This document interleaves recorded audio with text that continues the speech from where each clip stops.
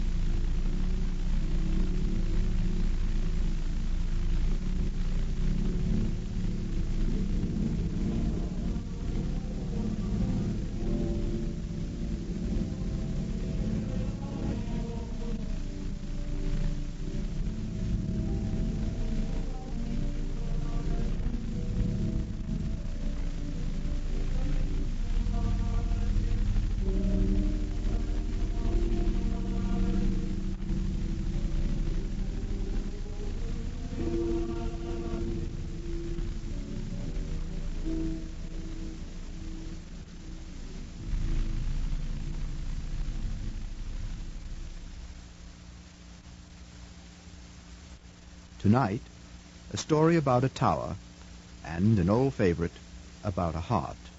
Both tales by Edgar Allan Poe. First, here is Pat Franklin to tell you about A Predicament.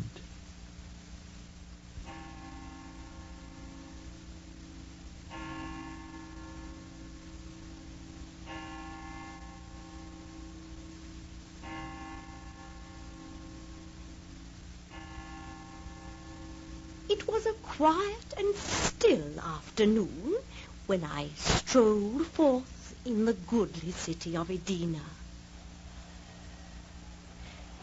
The confusion and bustle in the city streets were terrible. Men were talking, women were screaming, children choking, pigs whistling, carts rattling, bulls bellowing, horses neighing, dogs danced. Danced! Could it then be possible? Danced! Alas, thought I, my dancing days are over. Thus it is ever.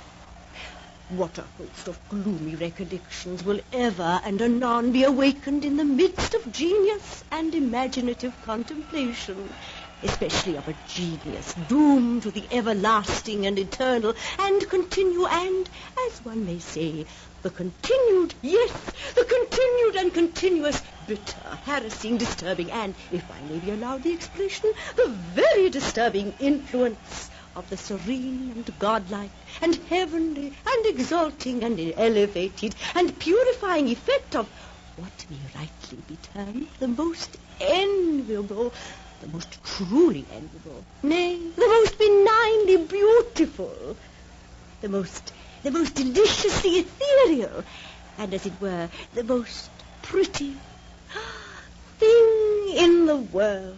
Oh, but I am always led away by my feelings. In such a mind, I repeat, what a host of recollections are stirred up by a trifle. The dogs danced. I could not. They frisked. I wept. They capered. I sobbed.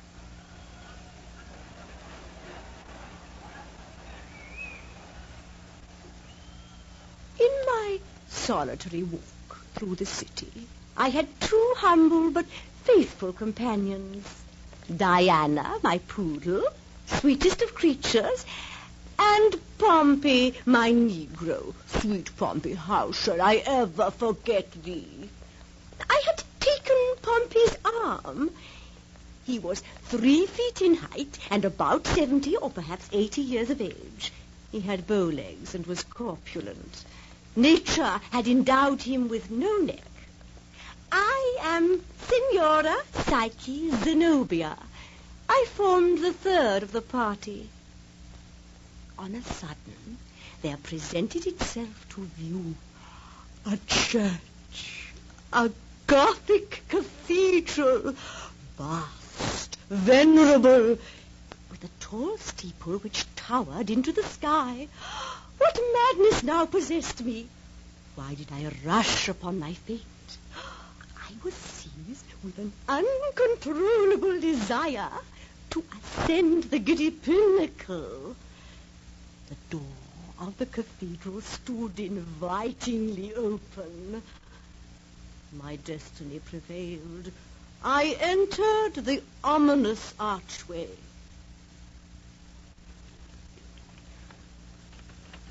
I thought the staircase would never have an end. Round. Yes, they went round and up, and round and up, and round and up, until I could not help surmising that the upper end of the spiral ladder had been removed. We climbed until only one step remained. One step. Oh, one little step. Upon one such little step in the great staircase of human life, how vast a sum of human happiness or misery depends. I abandoned the arm of Pompey and surmounted the one remaining step, followed immediately by Diana. Pompey alone remained behind, stretching forth his hand to me. Then, in helping him up, he stumbled and fell forward, his accursed head striking me full in the breast, precipitating me headlong, together with himself, upon the hard, filthy, detestable floor of the belfry. My revenge was sure, sudden, and complete. Seizing him furiously by the wool with both hands, I tore out vast quantities of black, crisp, curling material. Oh, Pompey. Oh, that sigh. It sunk into my heart. Oh, and our quarrel was quickly made out. We looked about the room for an aperture through which we could survey the city. Windows, there were none.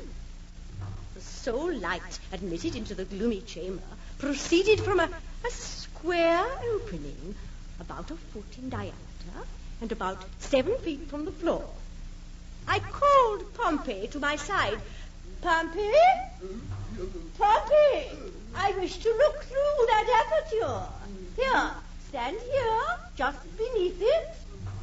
Good. Now, hold out one of your hands. Good. I step up. Oh. Now the other hand, so I can get on your shoulder. Good. Now, I can easily pass my head through the...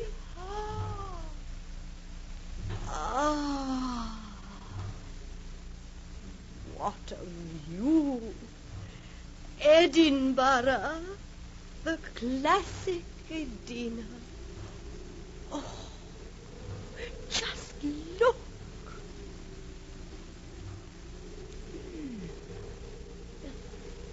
The aperture through which I thrust my head was an opening in the dial plate of a gigantic clock.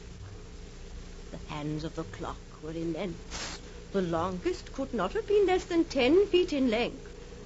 They were of solid steel, apparently, and their edges appeared to be sharp. But what a view! Lovely! Lovely!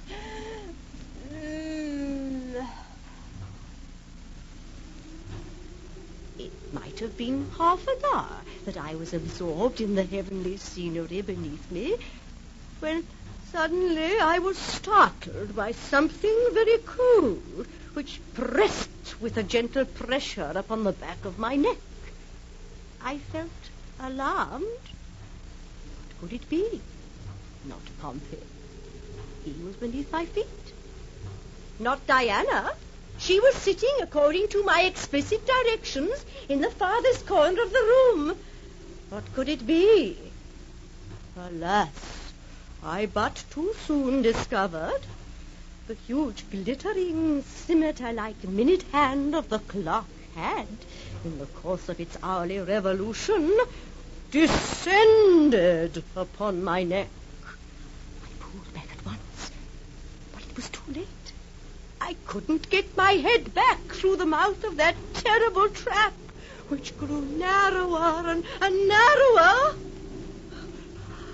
I threw up my hands and endeavored with all my strength to force upward the ponderous iron bar.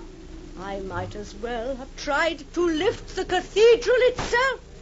Down, down, down it came, closer and closer. Pompey!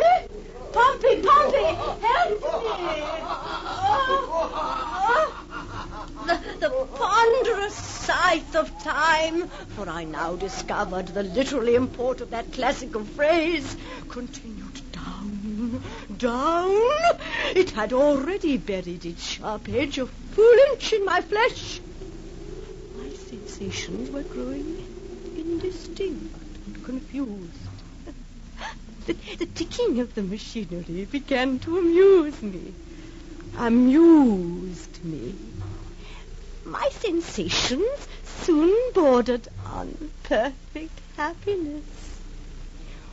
When the bar had buried itself 2 inches in my neck, I was aroused to a sense of exquisite pain.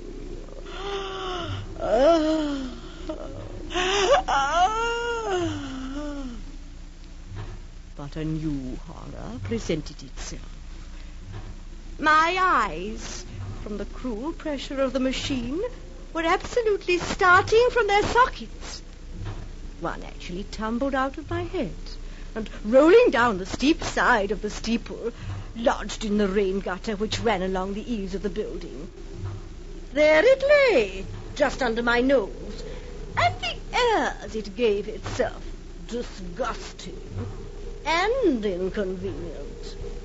On account of the sympathy which always exists between 2 eyes of the same head, however far apart, my other eye was forced to act in concert with the scoundrel one below. Oh, what relief when the other eye dropped out. Both rolled out of the gutter together. Down, down, down. The bar, now 4 inches and a half deep. Only a little skin left to cut through. Sensations of entire happiness. Relief in a matter of minutes. Oh! Oh! Ah! At 25 minutes past 5 in the afternoon, precisely, the huge minute hand had proceeded sufficiently far on its terrible revolution to sever the small remainder of my neck. I was not sorry to see the head, which had occasioned me so much embarrassment, at length make a final separation from my body. It first rolled down the side of the steeple, then lodged for a few seconds in the gutter, and then made its way with a plunge into the middle of the street. There was nothing now to prevent my getting down from my elevation, and I did so. Well, hello there, Pompey. Pompey! Pompey! Watch the stairs!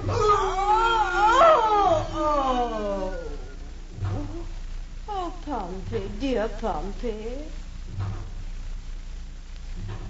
What it was that Pompey saw so very peculiar in my appearance, I have never yet been able to find out. Then I turned to Diana, the darling of my heart.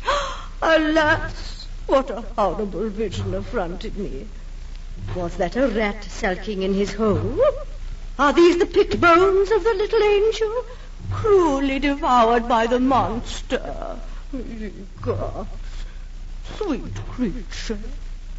She, too, has sacrificed herself in my behalf. Ah, Douglas, Nicholas, headless. What now remains for the unhappy Senora Psyche Zenobia? Alas, nothing. Nothing. I have done.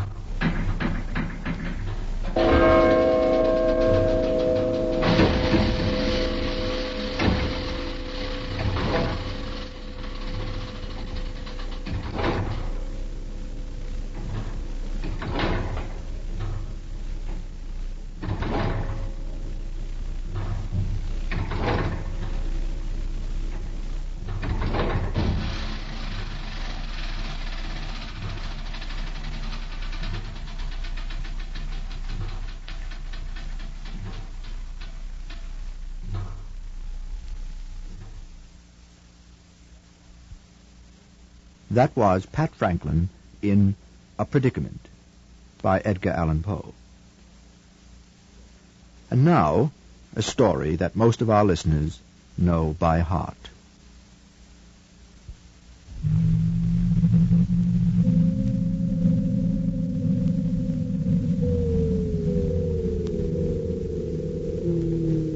Too nervous. Very dreadfully nervous. I had been, and am. But why will you say that I am mad? The disease had sharpened my senses, not destroyed, not dulled them. Above all was the sense of hearing acute. I heard all things in the heaven and in the earth. I heard many things in hell. How then am I mad? Hearken and observe how healthily, how calmly I can tell you the whole story.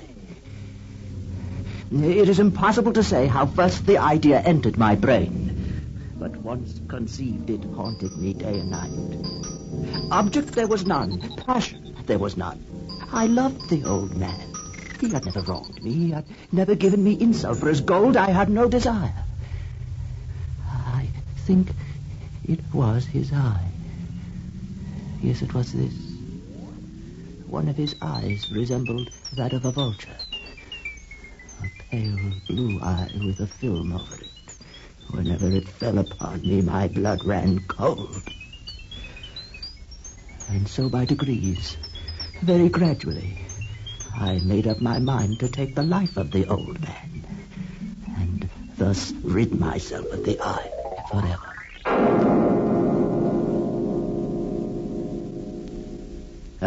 Madmen know nothing, but you should have seen me. You should have seen how wisely I proceeded, with what caution, with what foresight, with what dissimulation I went to work. I was never kinder to the old man than during the whole week before I killed him. And every night, about midnight, I turned the latch of his door and opened it. Oh, so gently.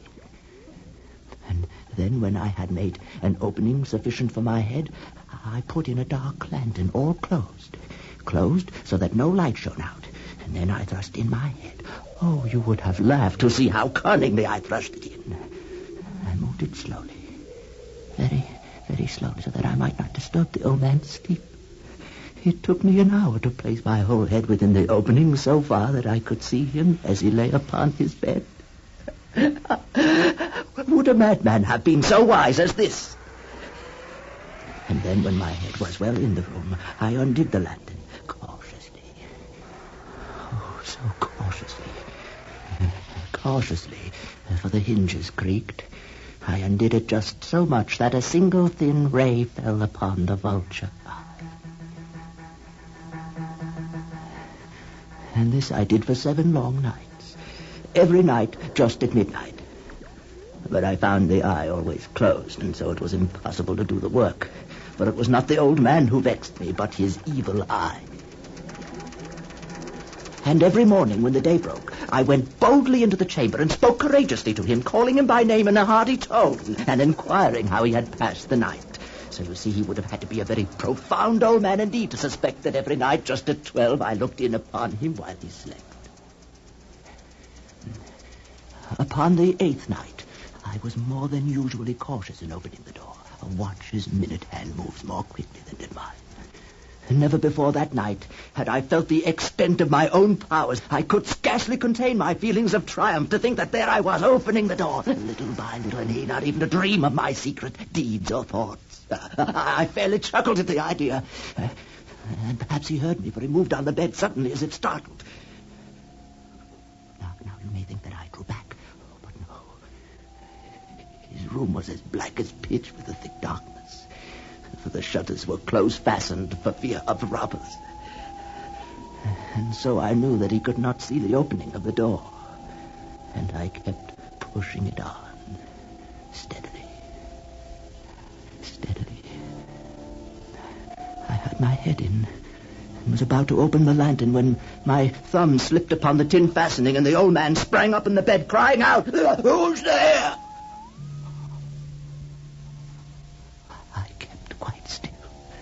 And said nothing. For a whole hour I did not move a muscle. And in the meantime I did not hear him lie down. He was still sitting up in the bed listening, just as I have done night after night, hearkening to the death watches in the wall. Presently I heard a slight groan. And I knew it was the groan of mortal terror. It was not a groan of pain or of grief. Oh, no, it was the slow, stifled sound that rises from the bottom of the soul when overcharged with awe. I knew the sound well. And then in night, just at midnight, when all the world slept, it has welled up in my own bosom, deepening with its dreadful echo the terrors that distracted me. I say I knew it well. I knew what the old man felt and pitied him. Though I chuckled at heart. I knew he had been lying awake ever since the first slight noise when he had turned in the bed. His fears had been ever since growing upon him. He had been trying to fancy them causeless, but he could not. It is nothing but the wind in the chimney. It is only a mouse crossing the floor. It is merely a cricket which has made a single chirp. Yes, he has been trying to comfort himself with these suppositions, but he had found all in vain, because death in approaching him had stalked with his black shadow before him and enveloped the victim. And it was the mournful influence of the unperceived shadow that caused him to feel, though he neither saw nor heard, to feel the presence of my head within the room. When I had waited a long time, very patiently, without hearing him lie down, I resolved to open a very, very little crevice in the lantern. So I opened it. You cannot imagine how stealthily, until at length a single dim ray, like the thread of the spider, shot out from the crevice and full upon the vulture eye. It was open, wide open, and I grew furious as I gazed upon it. I saw it with perfect distinctness, all a dull blue, with a hideous veil over it that chilled the very marrow of my bones. I could see nothing else. Nothing else of the old man's face or person, for I had directed the ray as if by instinct precisely upon the damned spot. And now have I not told you that what you mistake for madness is but over-acuteness of the senses? Now I say there came to my ears a low, dull, quick sound, such as a watch makes when enveloped in cotton. I knew that sound well, too. It was the beating of the old man's heart. It increased my fury as the beating of a drum stimulates the soldier into courage. But even yet I refrained and kept still. I scarcely breathed. I held the lantern motionless. I tried to see how steadily I could maintain the ray upon the eye. Meanwhile, the hellish tattoo of the heart increased. It grew quicker and quicker and louder every instant. The old man's terror must have been extreme. It grew louder. I say louder every moment. Do you mark me well? I have told you that I am a nervous man. So I am. Now, at the dead hour of the night, amid the dreadful silence of that old house, so strange a noise as this excited me into uncontrollable terror. For some moments longer I refrained and stood still. But the beating grew louder, louder. I thought the heart must burst. Now a new anxiety seized me. The sound would be heard by a neighbor. The old man's hour had come. With a loud yell, I threw open the lantern and leaped into the room. He shrieked once. Once only. In an instant, I dragged him to the floor and pulled a heavy bed over him. I then smiled gaily to find the deed so far done. But for many minutes, the heart beat on with a muffled sound. This, however, did not vex me. It would not be heard through the walls.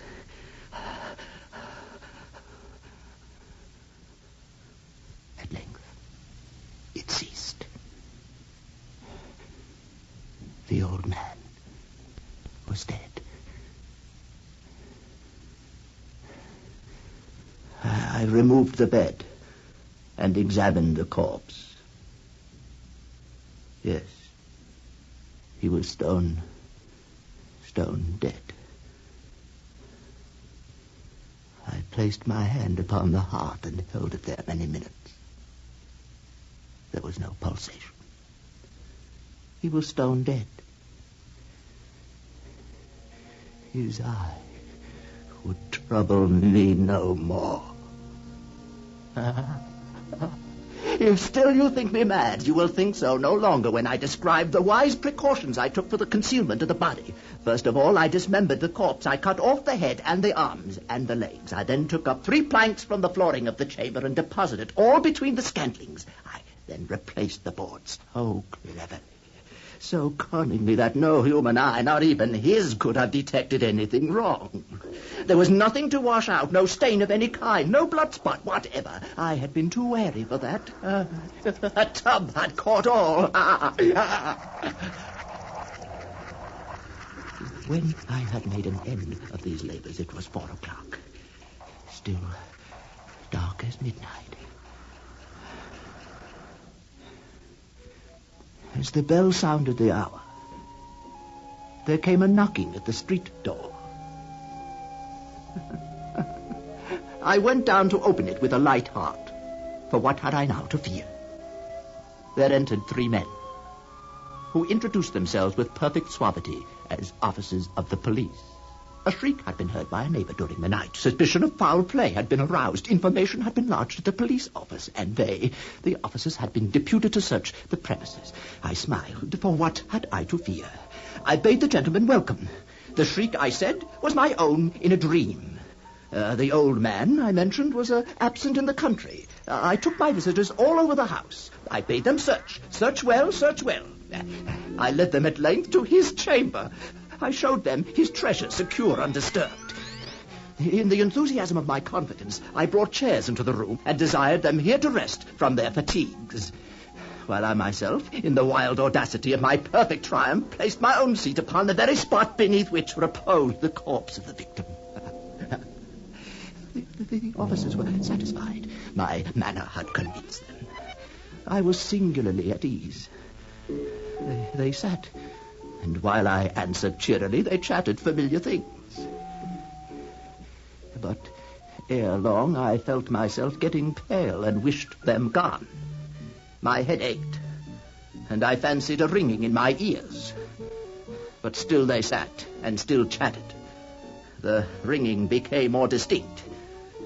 It continued and became more distinct. I talked more freely to get rid of the feeling, but it continued and gained definitiveness. Until at length I found that the noise was not within my ears. No doubt I now grew very pale, but I talked more fluently and with a heightened voice, yet the sound increased. And what could I do? It was a low, dull, quick sound, much such a sound as a watch makes when enveloped in cotton. I gasped for breath, and yet the officers heard it not. I talked more quickly, more vehemently, but the noise steadily increased. I arose and argued about trifles in a high key, with violent gesticulations, but the noise steadily increased. Why would they not be gone? I paced the floor to and fro with heavy strides, as if excited to fury by the observation of the men, but the noise steadily increased. Oh, God! What could I do? I foamed, I raved, I swore. I swung the chair upon which I had been sitting and grated it upon the boards, but the noise rose over all and gradually increased. It grew louder, louder, louder, and still the men chatted pleasantly and smiled. Was it possible they heard not? Almighty God, no, no. They heard, they suspected, they knew. They were making a mockery of my horror. This I thought, and this I think. But anything was better than this agony. Anything was more tolerable than this derision. I could bear those hypocritical smiles no longer. I felt that I must scream or die. Now again, hark. Louder, louder, louder, louder. Ah, villains! Villains dissemble no more. I admit the deed. Here, tear up the planks. Here. Ah, it is the beating of his hideous heart.